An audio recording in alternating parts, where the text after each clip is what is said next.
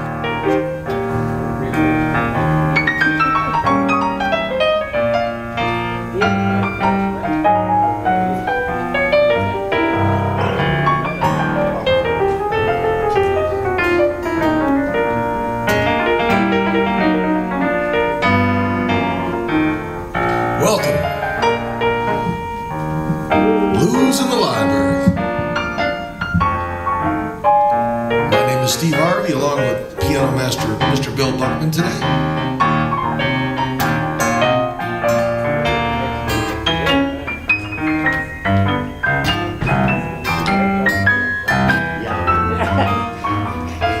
Today we're going to go over the impact of the piano in the blues world.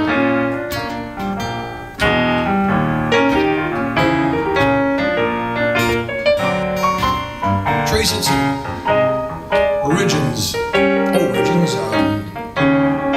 all the way from Louisiana, all the way up Highway 61 through Memphis, all the way up to Chicago.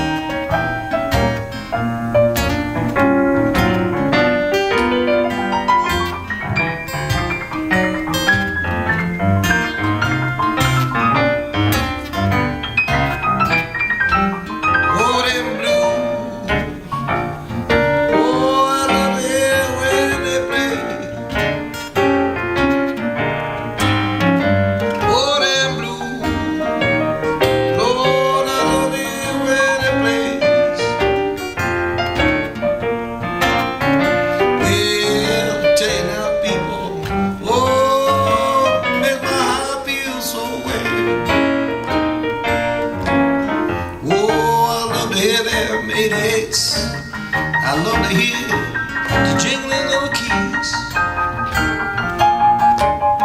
Oh, that boogie woogie brings about me to my knees. Oh, them blues. Oh, I love to hear when they play. Oh, play blues, Billy.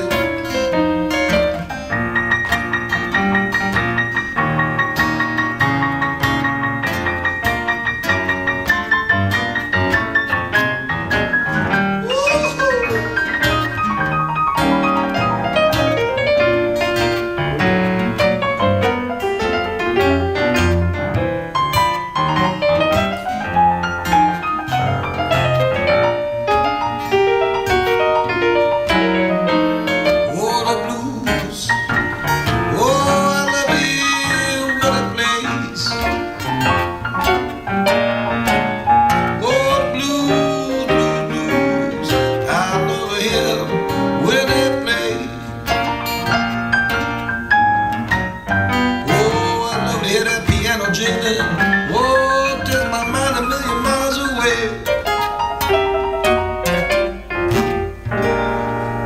All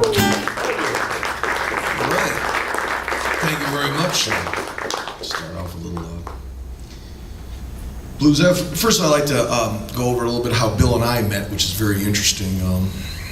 I only met Bill, was it 4 years ago now, or 3 years ago? 4 years ago. I went down to the Venice Art Center. Seems like forever. Yeah, it does. I was at the Venice Art Center, and we're, I guess I was trying to check out to see if the piano there, if the grand piano was going to be good enough for us to do a concert there with Joey Gilmore was coming in. We were going to do Joey Gilmore's a great bluesman from the east coast of Florida, and I wanted to make sure that the grand piano was going to be in tune. And I walked in there, and did they introduce us together? Or should we just tell them the real story about CJ's adult bookstore where we met there? Yeah. Well, actually, it was a warm-up party for the Venice Blues Festival. Right. And you guys came wandering in just as I finished one of my classrooms. Oh, okay, thank you. And Mary, who runs the center, came out and said, "Bill, I think you should meet these guys." And so I left all my art equipment sitting on the same dolly that I used to bring my music equipment around, and went in, and we were all introduced, and I mentioned to Steve that I played the piano. And unlike the way most people would react, which is, "Oh, that's nice," Steve's eyes lit up, and this passion came into his face, and he started asking me all these names. "Do you listen to this guy? Do you play like this guy?" And he was hitting me with a barrage of all the most obscure and also well-known blues pianists, which most people don't even know exist. And so he said, "So, you know, what do you play like?" And it so happens the piano there is one of the best pianos around. It's a gorgeous concert Baldwin, full-size concert grand. So I said, "Well, rather than try to describe it, I'll just sit down and show you." So I sat down and did one of my boogie woogies, which I'm going to do today.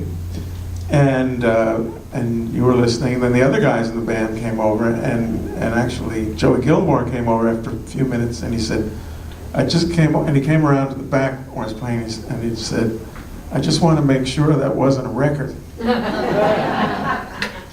And so we all became great friends. You invited me to stick around to play the show that night, and we had a blast. And then we decided we should maybe try to get some gigs doing exactly what we're doing now. We've gotten those gigs, Steve. I want you to notice that. It took a while. Yeah, it took a while. Yeah. I mean, our style. But you know, since you're on that subject, I'd like to, since the Boogie Woogie, that's kind of how you audition. A long time when Bill was young, and he was at the New England. Bill comes from a great jazz background. He has a master's degree from the New England Conservatory of. It's not a typical jazz background. Yeah, and especially blues background. Right, but what got you the gig with Joe Jones? Okay, explain. Yeah. Well, yeah, Joe Jones, who was Count Basie's drummer, Papa Joe Jones, not to be confused with Philly Joe Jones. He invented pretty much, along with the basic rhythm section, the modern smooth sound that became modern jazz, the rhythm. And I went up to see him. I used to go to see all the groups that played at Sandy's Jazz Revival north of Boston. What year was this? 1974, okay. 3, 4, something like that. And so during the breaks, the boss knew me, and I said, "Can I go up and play?" And I sat down and did that Boogie Woogie, and I didn't have any idea. And the Boogie Woogie I did is called Pete Johnson's Boogie Woogie. And he's one of the great Kansas City, and a number of the great players came from Kansas City. Kansas City is where many of the great, not only blues players, but jazz players came from. That includes Charlie Parker, Miles Davis, they're Kansas Cityans. And that's where a big part of jazz developed. But I really wasn't thinking about that. It's just the tune I had been studying and learned to play. So when I sat down and played this, and Joe Jones was in the audience, who was part of that Kansas City scene, he just kind of flipped out. And he came up to the club owner and he says, "This is the guy who's working in my band tomorrow night." I mean, he didn't ask him. He wasn't the kind of guy that he just said, "This is what's happening." And how old? So, well, I wasn't young. I mean, 21 or 20? No. I was 26, 27, something like that.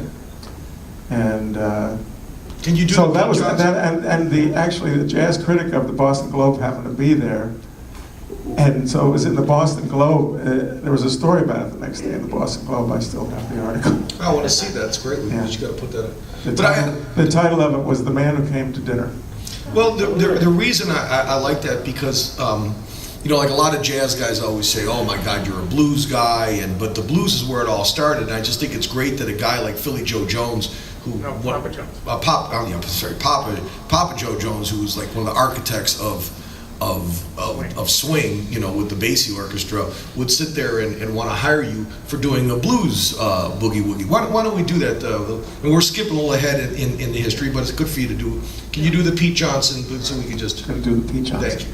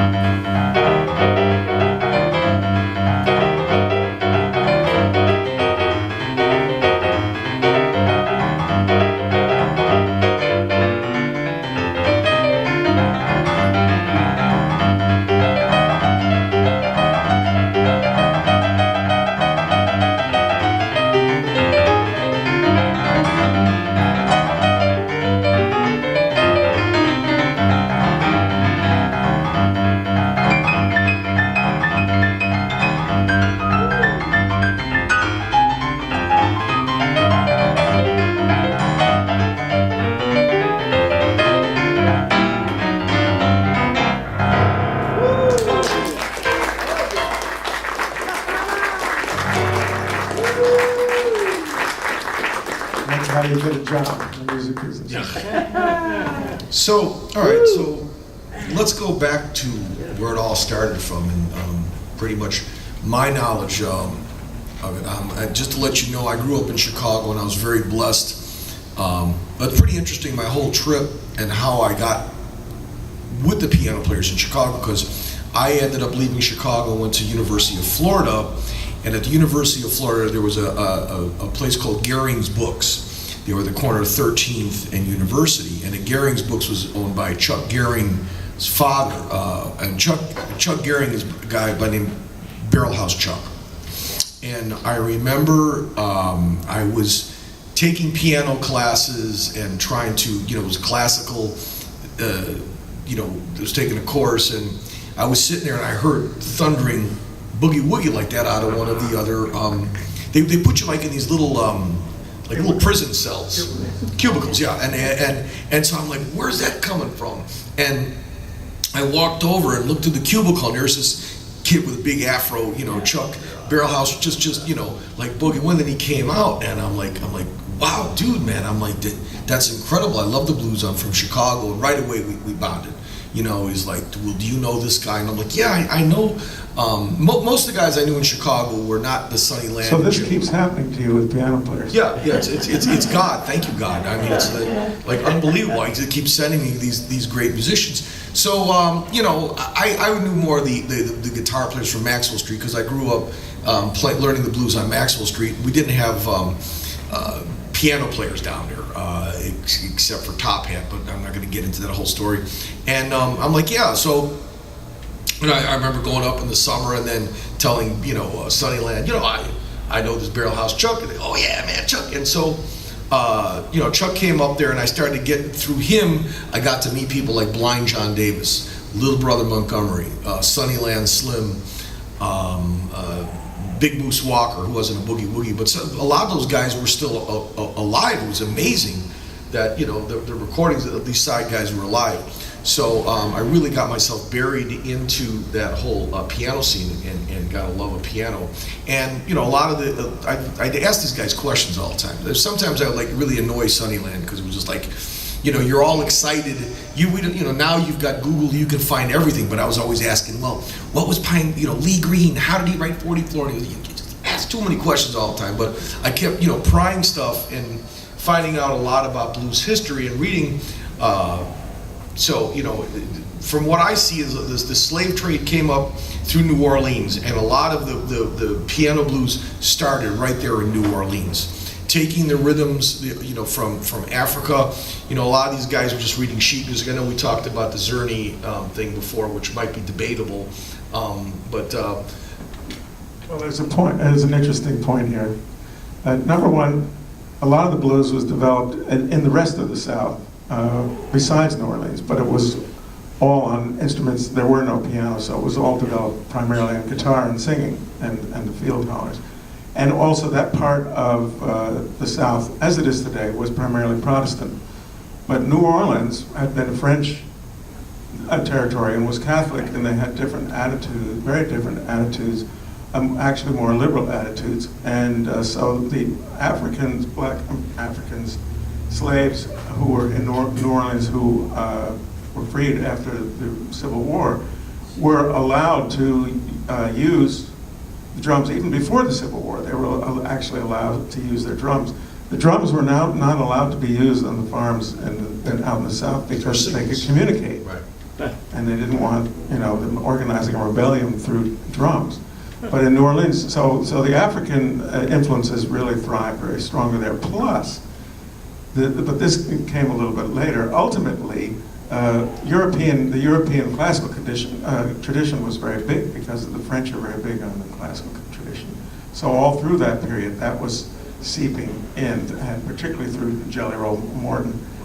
At a certain point, so during those first decade and a half in New Orleans, the black musicians were divided from, the whole society was divided depending on how black you were or white you were. So they had quadroons, which was a quarter. They had if you were half black and if you were totally black, and you lived in different parts of sections of town. And the only half black people could actually participate in white society. And so therefore they got a good classical music, there was opportunity for classical music education. But where New Orleans jazz evolved out of this, which is also closely related, at a certain point, when they closed down Storyville, they changed that law, and all the blacks who had been living mixed were all sent back into the real black ghetto with their musical knowledge. So this probably had a lot to do with the development of the piano, and also the fact that ragtime was being developed at the same time, and that was very closely related to the music being written in Cuba for dances back in the 1850s, dance music. So there were sophisticated African piano traditions floating around with ragtime, Cuban music, but there's another element which the key to, and I'm sure the gospel also, because the churches also have pianos, so that would also have been another influence. But the thing about Boogie Woogie that's unique is that it imitates the whole orchestra, and that it basically, for economic reasons, it was very practical because you could a little bar room called the juke joint out in the field, which would be nothing more than a shack. You could put a piano in there, hire one guy who probably he wouldn't be making more than a couple bucks or something, and you could get 50 people in there dancing all night to Boogie Woogie. So that's the thing most people don't realize, but Boogie Woogie is dance music, pure and simple. Well, now when we play Boogie Woogie, no one almost dances, but I have this very funny experience with my own son when he was young, and other children whenever we play where they're young children.